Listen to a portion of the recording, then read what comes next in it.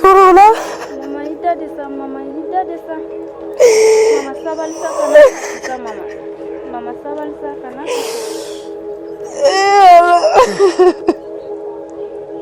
Mama angan tato ala bolosa. Nyama kana kase. Ala. Dulal bero jumena. Ha? Dokter. Nam. Dokter. Nam. Mbafika lalai. Iba fika lalai. Mbafika lalai na demuso yi. Lala na demso. Tafika diana tige mbla ka soro mu ye few. Ha? Ala. Sulja music. Dai kanda me kati funde kuma kando si funde champion to kuni o jadi clear de do follow jetu kati moga come hina nyona ngabi hina to yara ode yene tiga jena ne tu maloko jiye beta ne tu maloko jiye beta ne tu maloko jiye beta ho ja tu no ya beta tu no ya beta tu no ya beta Iglo dai kanda me kati funde kuma kan Mademoiselle Koulibaly a yali ka dossier kono ka fɔ ko i bolo sera 400 millions wa yiralen don k'a fɔ fana ko i ye 400 millions k'i y'a bila banque saba de kɔnɔ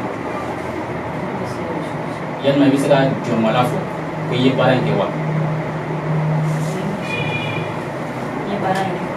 i sɔnna a ma ko 400 millions i bolo sera a ma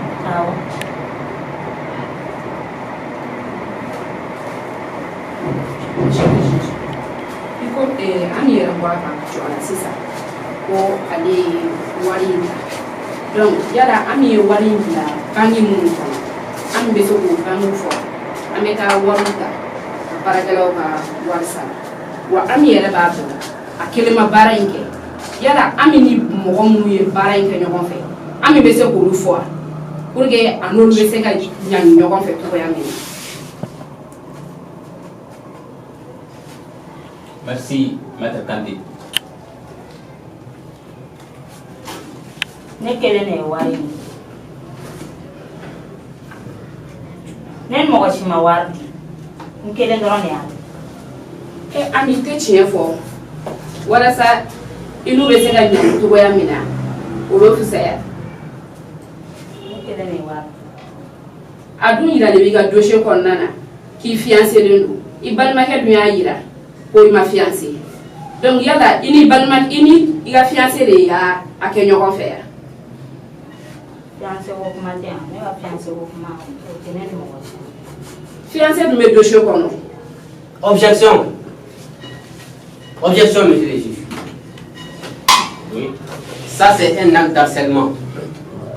Avec un client harcelé, avec un pousser, car moi, doit elle n'a pas le droit d'harceler ma cliente. Objection retenue. Merci, monsieur le juge. Mademoiselle Koulibaly. oui monsieur le juge Mali Sharia y'a k'a fɔ selon l'article 282 du code de procédure pénale, l'abus de confiance est puni par un emprisonnement de 5 ans et d'une amende de 120 000 à 1 million. Voilà, Mademoiselle Koulibaly, oui monsieur le juge il y a Nyangili, amène il a bien bel saisi, il a compte bancaire, et vous serez condamné à 3 ans d'emprisonnement. Le verdict est tombé.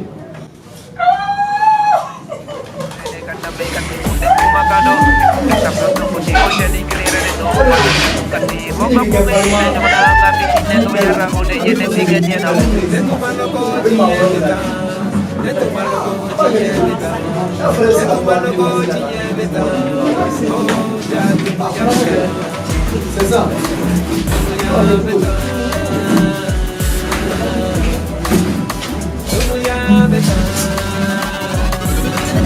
Iglo dai funde kuma kando si funde champion to kuni o jadi clear de do follow jetu kati moga come hina nyona ngabi hina to yara ode yene tiga jena ne tu maloko jiye beta ne tu maloko jiye beta ne tu maloko jiye beta ho ja tu no ya beta Quelques années après, Typhoon, ne se rappelant toujours pas de son passé, épousa la dénommée Rokia, fille du grand Jawara. Au même moment, Adjara, devenant une très belle jeune femme, hélas, toujours plongée dans la douleur, se bat jour et nuit pour vaincre cette maladie qui engraine la vie de sa mère, Lala. Comme si cette vie ne suffisait pas, Bala continua sa vie de débauche éphémère avec la fortune de Typhoon.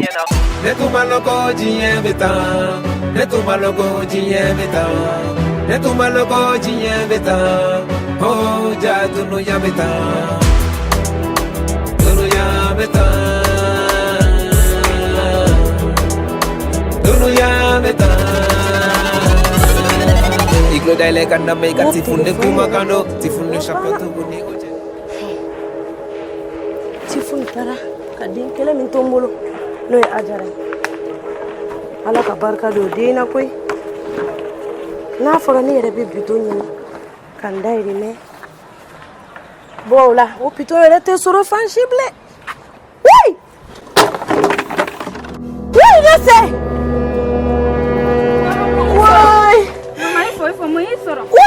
Mama, me sensoro. Ay, Ajara. Mama, ito na.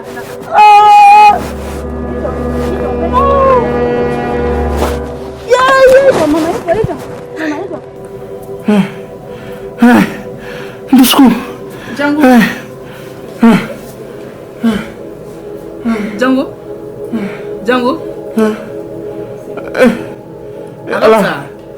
Allah. Douleur bero jumena. Ha? Doktor. Naam. Doktor. Naam. Mbafika lalaye. Mbafika lalaye. Mbafika lalaye na demuso yi. Lala na demuso. Mbafika diana tige mbla ka soro muye few. Ha? Allah. Idusuda. Uwele. Idusuda. Uwele doktor. Nala sona man bunu wele. Mbafika kuye. Mbu wele sisan. Mbafika diana tige mbla ka soro muye. Nala sona ma. Allah. Problem fo shitala. Doktor uwele. Mbetu no fe sisan ngana. Meta lala na demuso no fe. Nala sona ma. Idusuda mena sisan. Mbetu no fe sisan ngana. Nyame. Ima ko be fana la ngodi ma. Ha? Akai. Ite se fo shima. D'accord. Mbetu no fe sisan ngana. Nala sona ma. Mena sisan. Awo. Mbafika lalaye. Awo. Wuli. Oye. Mai soro. Mama, ifo. Ajara. Mama, ifo ijo na. Ijo na ngata mama. Ala, ijo mama, ida telefon. Oui. Ijo na ngata, mbekla gota. Mama, ifo na ngata. Na kila sishezi kono. Ifo. Ifo mama, ifo. Mama na ngata. Mama, ifo. Na ngata.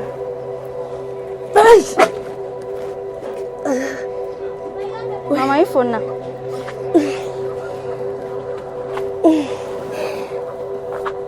Missy. Mama, ifo.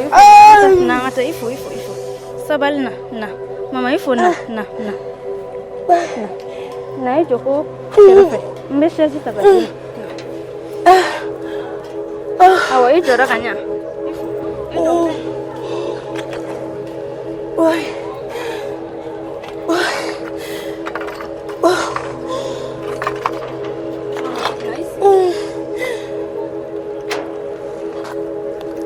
Bas. Isi rakanya.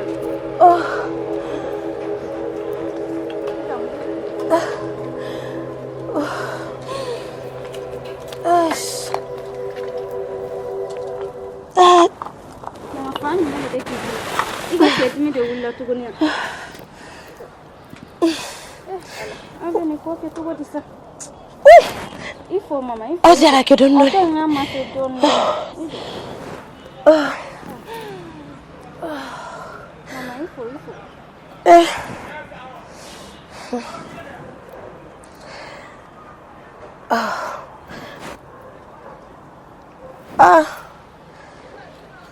Mama, ifo han abenya nabo. Ajara. Ima doni lala sengena. n'a fɔra Tifun taara voyage la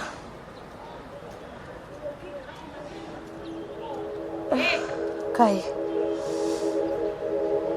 Yo santa ani shekini Tifun ye accident kɛ Tifun toro la Mama ida de sa mama sabali sa kana sa mama sabali sa kana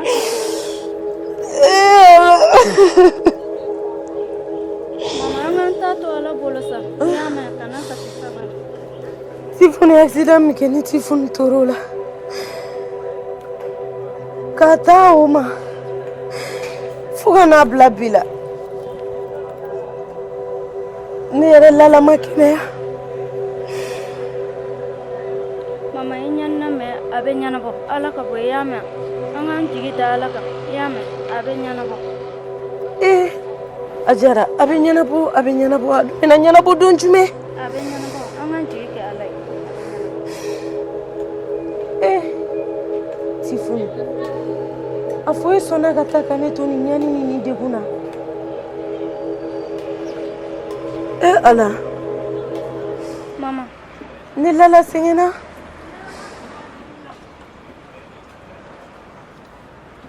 n bɛ mun kɛ tuguni mana taa yɔrɔ o yɔrɔ n ka bana fura tɛ ka sɔrɔ Tifun min kan ka kɛ ne furakɛbaga ye n'a fɔra Tifun yɛrɛ tora accident na sabali sa kana kasi sa fura bɛ sɔrɔ i la yama kana kasi e yɛrɛ ɲɛ b'a la an bɛ musokɔrɔba min fɛ yan a bɛ k'i furakɛ ala b'a to i bɛ na kɛnɛya i y'a mɛn kana i jigi tigɛ ala la kuwa i y'a mɛn sabali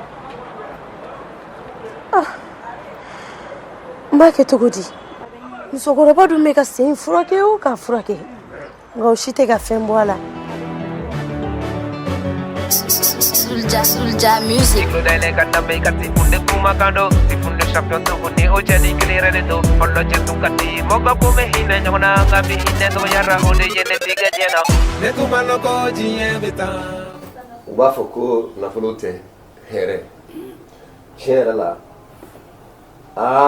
ne kamana ganna dɛ an ma mun kɛ denni ye an ma mun k'an denmuso ni ye fɛn bɛɛ lajɛlen kɛra ye nka a ma se ka k'an sago ye a bɛ cogo min na sisan a taalen filɛ nin furu min na a kɔni a dɔrɔn bɛ ne la alhamdulilayi kɛ Jawara i y'i seko kɛ dɛ i y'i seko kɛ dɛ nka a taalen filɛ taa yɔrɔ min na kɛ anw ta y'a la duwawu de ye ala ka yen k'a sigiyɔrɔ ye ala ka n'o cɛ kelen in kan bɛn an ka aladeli do ye awɔ dugawu bɛ kɛ ka da fɛn dɔ de kan dugawu bɛ kɛ ka da maracogo ɲuman de kan dugawu bɛ kɛ ka da hakili ɲuman de kan dugawu bɛ kɛ ka da adamaden jogo ɲuman de kan e ɲɛ t'a la wa Jawara jɔn y'i seko kɛ awɔ ne ye se kɛ tiɲɛ don n ko ne teriw tun b'a fɔ ne ma ko ne yɛrɛ de kɛra sababu ye ka n denmuso ni tiɲɛ k'a jama k'a bila ne yɛrɛ la k'a jama k'a bila mɔgɔ de bɛ fɛn sɔrɔ diɲɛ dugukolo kan k'i b'a ca i den ma e y'i seko kɛ ka den ka kalan kɛ ka ni nafoloba in sara k'a lata sanfɛ an bolo n'o nana o kan ka kɛ min ye o de ye dususuma ye mais diɲɛ labandenw don dɛ kana ɲinɛ o fɛnɛ kɔ dɛ n'i ko kelen a ko tan bɛɛ diɲɛ labandenw don f'i ka da o de la o fana fɔ ni bɔra ka ɲinɛ jira ka boli a nɔfɛ ka ɲinɛ jira diɲɛ na wa o tɛ kɛ o nka a bɛ tɛmɛ ni hakili de nka n ye min f'i ye halisa o don an bɛ Alahu Taala de deli a tagara taga yɔrɔ min na ala ka yen k'a sigiyɔrɔ ye kelen nka n bɛ min f'i ye f'i ka bila i kun na jɔ laban i yɛrɛ ye dɛ i ye n ka kuma ban adamaden laban i yɛrɛ de i ye min ye dɛ adamaden ŋaniya i kɛcogo i lamɔcogo ni i jogo i b'o de sira bon jɔ laban i yɛrɛ de ayiwa nin ko in jɔ laban i yɛrɛ de ne kɔni ka ala deli alhamdulilayi a ye sigiyɔrɔ min sɔrɔ ala ni ce i bɛ ala deli o Gando an tile an b'a di tile nse donkɛ somɔgɔw don Romari Bamakɔkaw bɛ cogo di comment ça va somɔgɔw bɛ ka kɛnɛ tabarakala bisimila ji dɔ ɲini ka di Romari ma Jiko ka aya basi tɛ somɔgɔw bɛ yen kaw don ni ye jɔn ni ye an ka isu ye ici n tun ye entreprise feereliko pam fɛ na an bɛna a latɛmɛ Tifun ma ale nana o de kama ko ne bela de no wara ko ya to ya papier ko ka bolo no bla papier la to woni si wori ke mo do sala wori ke ma ke de aywa ni wori ke wori ke tuma ke de wori ke tara ni karamba mi ke donc c'est ça pour le bina boire les fait awa avec comme la fois mo fo aywa amba to jawaro ma bele ma amba ke to ne psi ne agri ne ta ni play comme ni afuna Lala, ni entreprise touratifun ka bloka. Akela tuko. Bamanon ba fo ko ni jege bora las me ka dola ka tabla fuze ka dola abe flanu mba kana daga de jala. Alhamdulillah, non te ka fa jigina kono. Ya jigina. Awa, mba jigina kono. Nas ni entreprise fere la tifun ma. 600 ko ya tifun fere. Akela tuko. Ko ya na dungo na hera do soro. Na problème. Oh, alhamdulillah. Odi obe kune la doni. Obe kuna doni. Nga ka fa unte gele be boni na cha ni jola. Aya non de bi signor koninte. Mami digira barikallah. Mami digira signor. Jawara. Ne oni finya na o latika o kaparao. Na la ka ba mi. Romarik. Oni pitekele. Ino ngati funu wele. Akana anga kunya indamne. Awa.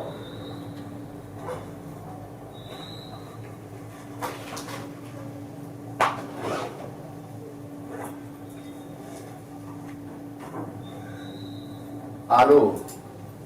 Oui. Tifoun. Oh, j'ai un amour de et la 600. En tu y a un photo là. Oh, Romare Kinana. Ici, il est là. Moi, il dit que un papier, un boulot. Juste, oui, c'est ça. Il est là. Ok, à tout à l'heure. À très bientôt, Tifoun. Merci beaucoup. Voilà, Tifoun Bina. Il m'a donné là la seigneur. Là, furu de beni bela se mogoma. Donc c'est de mec. Allô? C'est Anche. Bonjour. Awo, là la redou. Jandou. Docteur. Docteur Fanta. Django.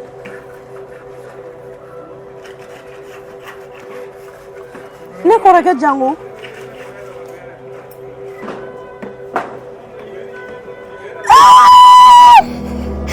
Django.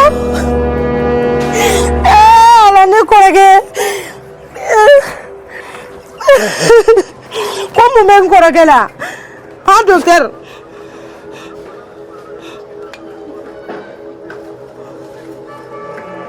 Allah. Ne korake Django.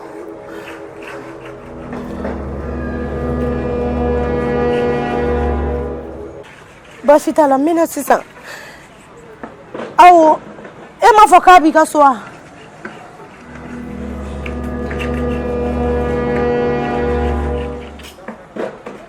Awo nyame.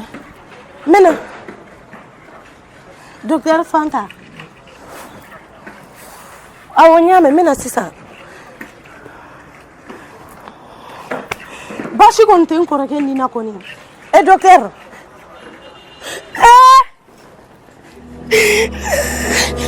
Ajara. Mama. Mama mube. Mama akeradi. Ajara. Mube. Akeradi. Ne korake Django. Ko Django bana bakatodo. Itenga kuma fele la me Ajara. Ko korake Django bana bakatodo. Docteur de bora kan wele sisani no. Ko Django ere bolo bana pew. Ko ale ere Django la da ka sodi. Donc ka beneni ere ka kuma la. Ka datu ngo dayele abe Ajara ni lala defo. Ola ibe bara mununa olubla. Ika blani anga ta Django. Ne teta de mama, ne teta yorosi. Otuma tono Django yemi kenela. Nyina no ko. Ne teta de mama, ne teta. Ikele mesra to ne koni ne teta. Ajara. ne kɔrɔkɛ jango banabagatɔ dalen awɔ hali n'o bɛɛ b'a la ne tɛ taa u tɛ ka mɔgɔ si tɔgɔ fɔ e Ajara ni ne Lala ne ye sɛgɛn minnu ye jango fɛ yen tɔnɔ jango fɛ yen e ɲinɛn'o kɔ de mama e ɲinɛn'o kɔ depuis ne fitinin fɔ sisan ka tila ka an gɛn e ɲinɛn'o bɛɛ kɔ mama ne tɛ taa n ye sɛgɛn min ye o ye n bɔ a ka ɲi ne tɛ taa Jiye beta, ne tu malogo jiye beta, ne tu malogo jiye beta, oh ja tu no ya beta, tu no ya beta, tu no ya beta. Iklo dai le kanda me kati funde kuma.